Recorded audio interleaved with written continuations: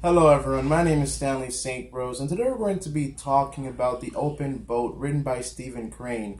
Now, before I go into summary analysis of this work, please remember to leave a like, subscribe, and or comment so that the channel can continue to grow.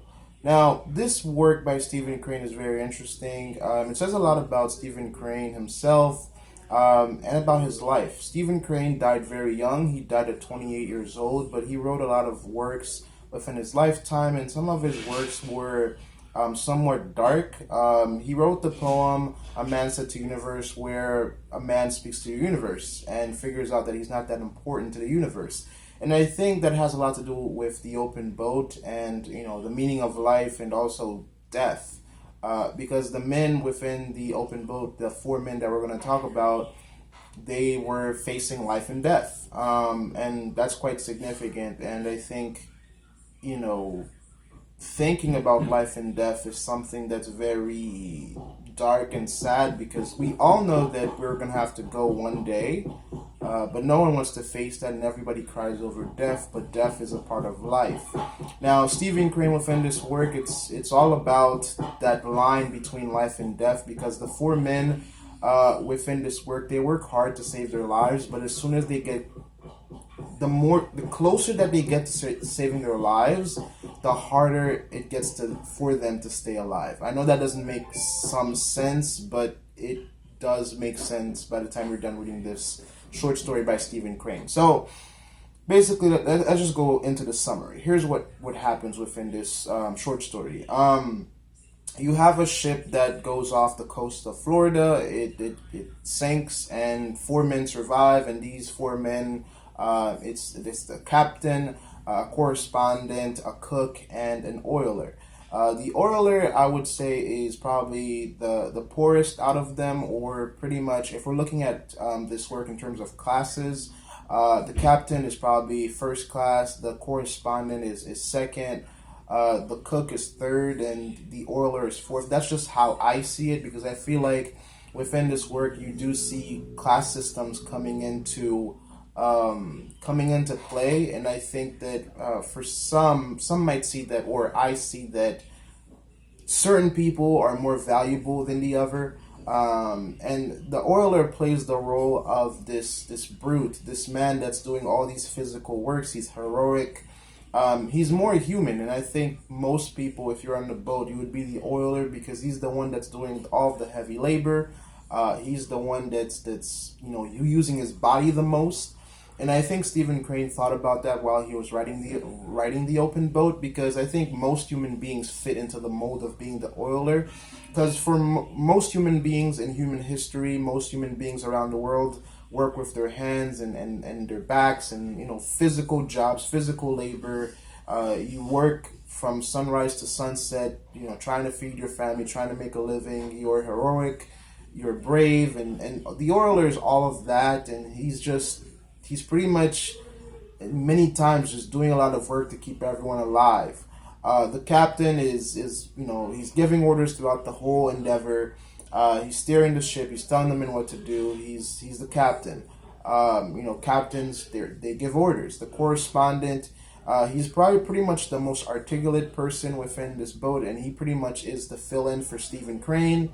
The cook, well, the cook is the cook. He does a few physical things throughout this work, but he's the cook. He survives by the end of it, and he's important.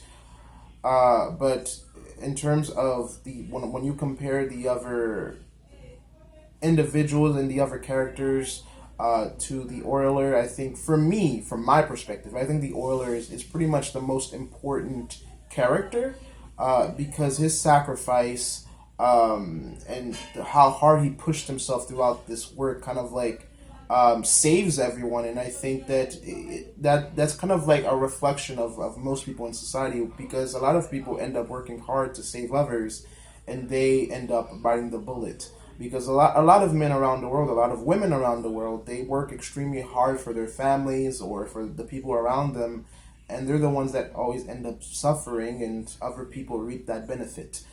So the story goes on, and we know that their ship sank, and they're on this little this little boat that's pretty much considered to be a bathtub, because Stephen Crane, he really goes into the description, he really goes into the imagery. Oh my God, the imagery within this work is superb, it's beautiful, it's majestic. The way that the sea is moving, the way that the waves are moving, the way that the sky looks, the colors, the description, the language, the way that Stephen Crane described the ocean, and the way that the ocean is playing with this boat and tossing it back and forth, and the peaks and valleys of these waves that's attacking the boat. The intensity of these men, they're like clinging on to life, they're fighting for their lives, and at the same time, they know that they can die at any second. They know that they can live at any second because they know that might be near, and they don't spend that much time. It's kind of like a day and a half they spend at sea. And their lives is always on the line. Think about you being lost at sea, and you're not that far away from land, but at the same time, it's the ocean. The ocean, no one can really overcome the ocean. The ocean, if it decides to drown you, there's no way out of it. In my mind, when I was reading this, I kind of feel like the ocean is this, omniscient thing that it's powerful, and I mean that has some connection to religion and to Christianity, because if you've read the Bible, there are certain parts of the Bible where God tells the ocean and the waters and the lakes where not to go, because like God can command them. So this to me kind of makes the ocean this being that is violent and wild, and it can do so many things that men can't control. Now, throughout this work, you're thinking about that nature, because this is realism. It's something that can happen. It's something that has happened throughout the history of humankind. And it's almost like the universe doesn't really care about human beings. And human beings, we don't like to think about that. We like to think that we're important. I mean, just look at social media and how highly we hold ourselves, and how much we put into these likes, into these praises online. We like to think that we're important. We like to think that we're significant. But in the eyes of the universe, in the eyes of nature, there's so many beings and creatures and things out there in the universe that, to the universe, we're probably not that significant, because we're just another being right next to a bunch of other beings that exist and that the universe and nature has created. And many times, if you pull back from this short story and you're looking at what's happening to these men, they just look like a speck on the ocean, and the ocean is just tossing them about as if it doesn't care, and it doesn't care. It's an ocean. It's not a being. But these men, they're like cursing the gods. They're asking the gods, why would you bring us this? Because they get really close after sitting a while at sea. Of course, these four men, they actually get close to land, and they see a lighthouse, and it gets even more dangerous because apparently there's a shark comes, and that's terrifying. The sea is still trying to kill them. There's different, in the ocean, tides go in different directions. That's all part of it. And these individuals, they're just trying to survive. They're just trying to live. Within the boat, while they're going through all of this, they exchange numbers because they know some of them might not survive. They exchange contacts to say, if I die, here's what you need to do for my family, or tell them how I died, or I don't know, if my body could be sent to them, that would be great. So they talk about their deaths openly. It's significant how we have an omniscient narrator, and also we have the viewpoints of all of these four characters, and sometimes we see it narrate through their eyes and we see their perspectives. And the consensus is that they're all afraid, which is duh. They're all afraid, and they're all scared. They're all worried about their lives, and nobody wants to die. No one ever wants to die. And so they fight as much as they can. They take turns rowing. Sometimes they sleep and sometimes they don't. The captain's like this stern figure that's all about saving their lives and surviving. The oiler's working hard. He's oiling until his back breaks. They don't have that much food. They have some water, and they're doing the best that they can to just stay alive. And they do end up staying alive. And the ocean just shows them that they're powerless and that no one's coming for them, and no one ever comes for them. Even when they get close to to shore, and a bunch of people see them, a boat never comes out to help them. And they do in fact suffer. When they get close to the shore, the tide doesn't want to let them in. They're kind of stuck at sea, and when they decide to make a go for it and just make it to shore, and they know that they're going to have to jump from the boat, swim to shore because the tide won't let them in, the boat's going to capsize and all of this and that and the third. They go for one last hurrah, and the sea's trying to kill them the whole time, because throughout this short story it seems like the sea just wants to kill them. And sometimes nature is like that. Sometimes nature just seems like it just wants to really be done with human beings. Like, it's like, I just don't like them. Nature is almost like, I just don't like them. I just want to end them. Because the way that the sea behaves in this short story, it's almost like they're just, pests. And there is certain little quotes, because throughout the short story, we get the line of, kind of like, I'm a mouse and, the cheese of life, and I'm so close to tasting the cheese of life, or nibbling at the cheese of life. And it would be such a shame if I don't make it to shore and my life is saved. And if we think about it, mankind, we kind of are we're kind of pests to nature, because of our pollution and climate change and all this and that and the third, we are killing nature. So, in the end of everything, right, they make it to shore, and Billy, that's the name of the oiler, the man that's working tirelessly to save them, to row, to rescue them, he gets tossed like he doesn't matter, because, the waves are attacking them, the ship is getting soaked, they're getting soaked, water's coming in the ship here and there. They have to empty it out. They have to keep rowing because they don't want to capsize. Oh my God, it's really difficult, and that's one reason why I'm afraid of the ocean. And I'm not really getting on a boat anytime soon. So they suffer for a long time, and then they eventually do make it out to shore. Some James Bond figure from the shore ends up taking off his clothes, jumping into the ocean and helping them, rescuing them. Because they all eventually jump from the boat into the water and they try to swim to shore. The tide was fighting against them. Some, man takes off his clothes, dives into the ocean, goes out to help them. The captain survived, the correspondent survives, the cook survives, but the oiler died. Billy dies. That's the oiler's name, of course.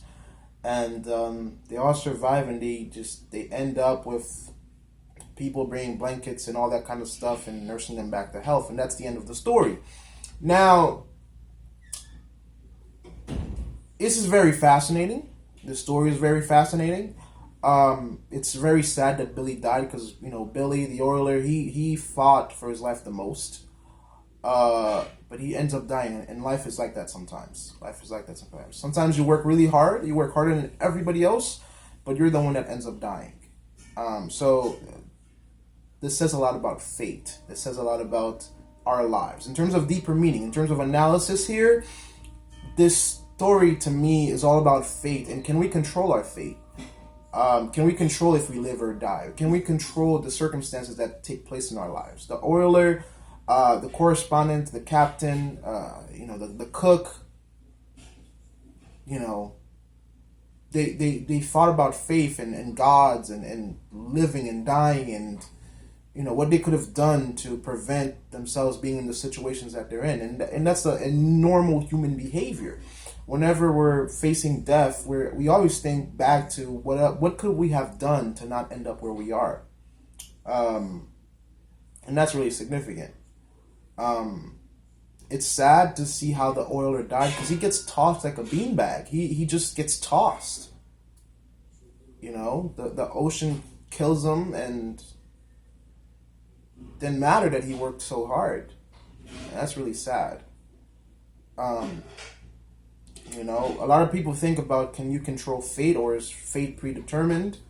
The men lived here. Some would say that the fact that we learned Billy's name, that's one of the things that kind of like marked him for death. Because he's the only name that we learn. The captain, the correspondent, the cook, we never learned their names. We don't know their names. We only knew Billy's name, the oiler's name, and he was marked for death. And I think that says a lot about class systems, because Billy was pretty much, I would say, maybe the poorest individual there.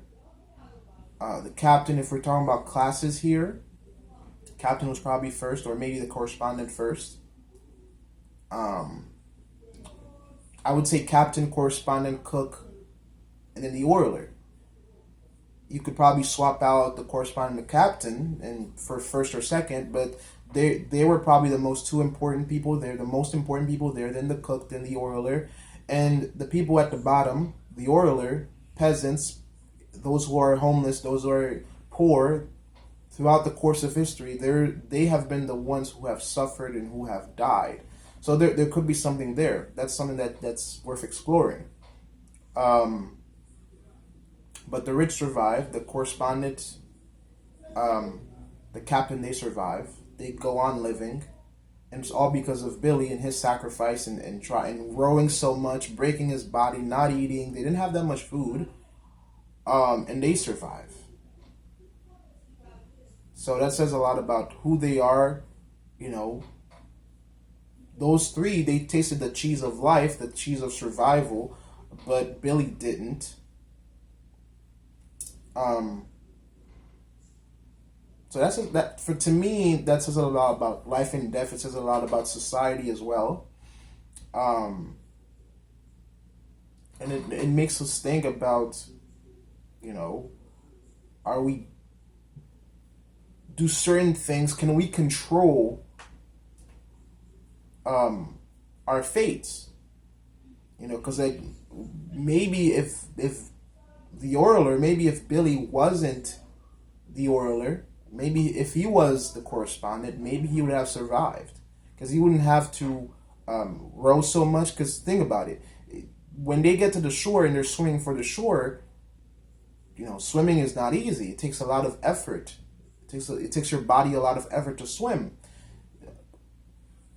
Billy probably rowed more than anybody else. The captain barely rowed the boat. By the time he got in the water, and keep in mind, this is cold water. By the time he got in the water, his body could have been, you know, done. His body could have probably not want to swim anymore or move anymore. And you're jumping from a boat to cold water. Apparently there was a shark. There was a shark. So it's these four men, they were faced with an impossible situation. And Billy was probably the weakest. He worked the hardest. He rowed the hardest. His body probably couldn't take it. And I think that he probably didn't fight to save his life because he probably couldn't. So, very fascinating story. Stephen Crane is all about the imagery, you know, looking at nature. I mean, this work, just looking at how the descriptions of the ocean, the colors, and the behavior of nature is just completely fascinating. It's a wonderful story. But that's pretty much all I have to say about this story. You know, that's to get you guys going, to get you guys listening to it. That's a general idea of what's going on and an analysis of what's going on in the story. You know, explore it for yourself if you want to. But that's an idea of how to go forward.